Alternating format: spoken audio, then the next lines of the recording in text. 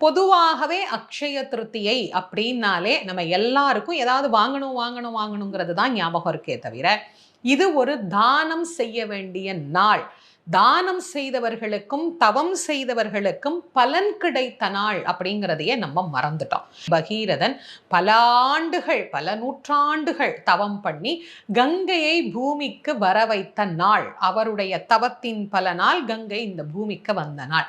குச்சேலர் செல்வம்லாம் எனக்கு வேண்டாம், கண்ணனே எனக்கு போதும் அப்படின்னு தன்னிடத்தில் இருக்கிற அவலை கொண்டு போய் கண்ணனிடத்திலே கொடுத்து விட்டு கண்ணனின் உண்மையான நட்புதான் வேண்டும் என்று இறைவனை சரணாகதி அடைந்தார்.